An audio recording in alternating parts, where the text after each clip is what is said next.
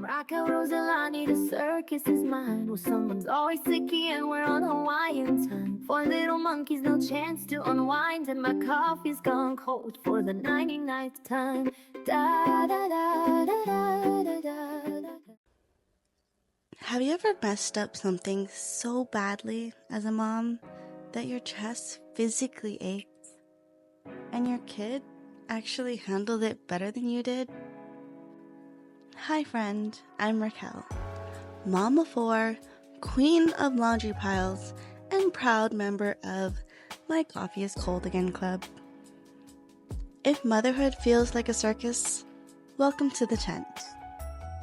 Today, I'm folding beach towels that still smell like sunscreen and balloon plastic because my daughter is turning 9. And I tried to make it the best birthday of her life. Tried being the key word. But instead, I made what might be the biggest motherhood fork-up ever. And even though it turned out okay, it cracked me open in a way that I didn't expect. So let's talk about that. Let's talk about birthdays, balloons, summer guilt, and what it means to try again. Okay, so my daughter Aria turned 9. Summer birthday, 3rd grade.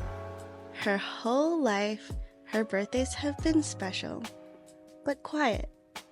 Family trips, amusement parks, homemade cakes. But this year, something shifted. It was after her younger brother Mikey had a party back in March. His first year of kindergarten. His first invite the class kind of party. Balloons, games, kids from school running wild. The whole thing. And after the candles were blown out and the frosting was wiped off faces, she asked me the question I didn't see coming. Mom, how come Mikey gets to have his friends at his party and I never do? Ouch. Have you ever felt the weight of years that you didn't even know had piled up? That moment hit me in the chest like a box of unopened RSVPs. I had never really noticed it from her point of view. Summer birthdays means no class lists, no teachers to hand out things, and I had always filled the space with special moments. But she was right. She had never had that kind of party. This year, I was determined. We were going to have a real party with friends, a Lilo and Stitch luau at our house, then a private row of movie seats at the theater. The decorations, balloons, games, goodie bags, and everything under the sun. I made the invitations special for her on Canva. They came out so cute. She passed them out at school 2 days before summer break. It was happening, except it didn't. Because here's where everything went wrong. I put the wrong phone number on the invitation. 1 digit off. No one could RSVP. And because we were heading to the movies afterwards, I didn't put a start time. Just an address and a broken number. That was it. I cannot explain the sinking, fiery pit that opened up in my stomach. This sweet girl who had waited 9 years to have a real party with her friends stood in her dress, smiling, and no one to come? Except her best friend, also named Aria, because thankfully we had her number. And 2 of her cousins showed up. Bless those kids for dancing their little hearts out like the whole class was there. And Arya? She didn't cry. She wasn't mad. She just said, "It's okay, Mom. Maybe they didn't know what time it started." Which somehow made me feel even worse. Because I feel like she was protecting me. That gentle, kind, forgiving little soul wrapped in Lilo and Stitch outfit with the balloon sword in her hands. She saw me crumble and still offered grace. It's moments like these that remind me we don't have to be perfect. We just have to show up. Our kids don't need flawless parties or Pinterest tablescapes.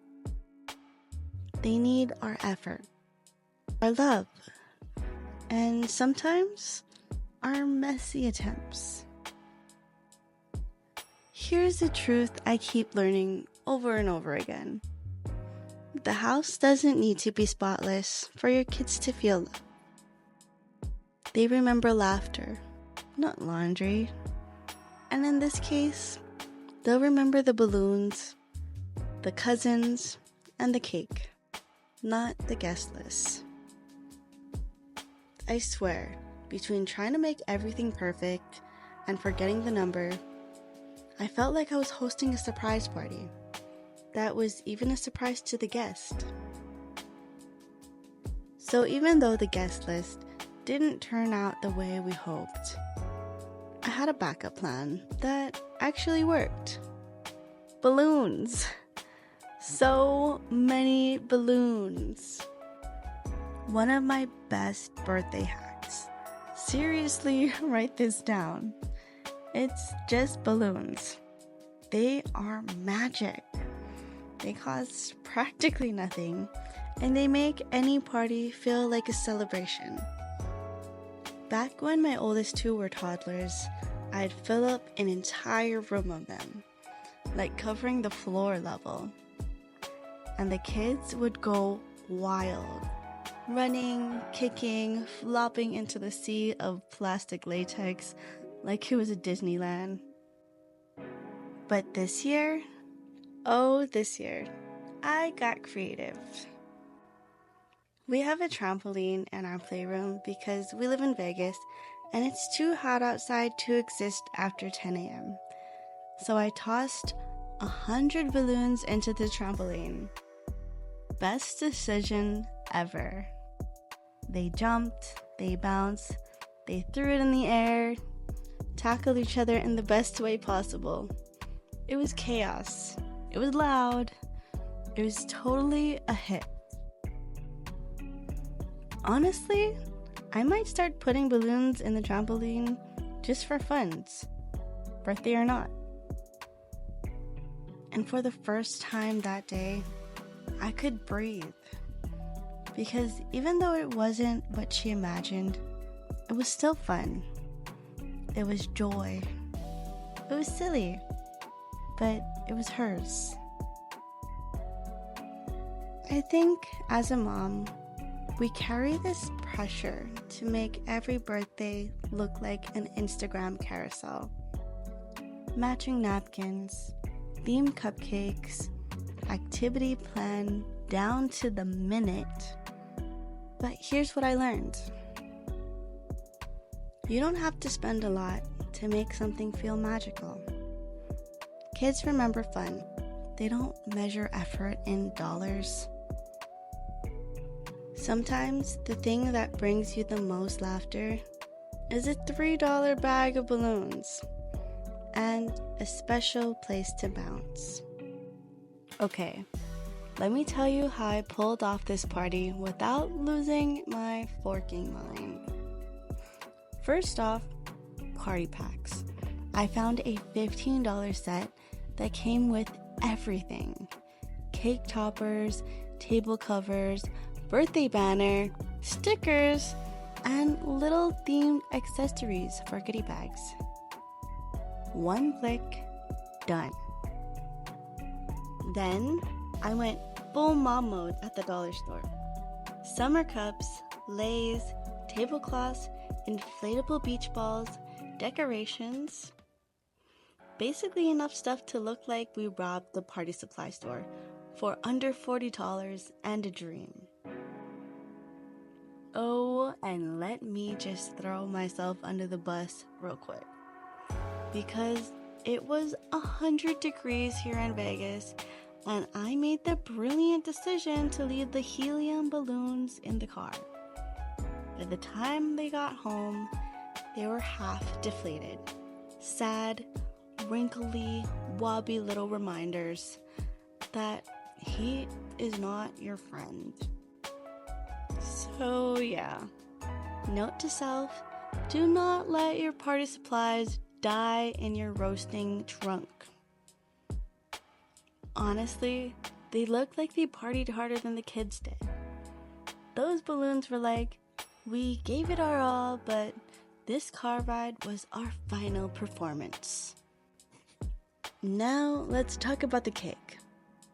Listen, I used to bake cakes like from scratch, Pinterest level. And then I discovered the beautiful and magnificent Baskin Robbins hack. And I've never looked back. You walk in the day before, pick a cake, they'll write a name on it, and that's it. No pre-order, no stress, no flour tornado in your kitchen at midnight. And bonus, it's ice cream. You win every time. So here's your permission slip. If baking brings you joy, go for it. But if it doesn't, buy the cake. You're still a great mom either way. You don't earn motherhood points for being exhausted. You earn them for your presence, for showing up, for loving them the best way you can. And that best might look different from someone else's best, and that's okay. Rest is productivity. Choose ease isn't lazy. It's self-preservation. Now here's the part that stuck with me. Even with the RSVP mix-up, even without a big crowd, Aria didn't blame me. She didn't pout. She didn't even cry. She forgave me instantly, and she said, next year, we can invite everyone. But let's double check that the number is correct. She saw my guilt. She saw the stress. And instead of making it about herself, she offered me comfort. And that's when I remembered something that I heard when she was 3. You have until the age of 8 to instill these values you want your children to carry into adulthood. After that, they start forming their own identity.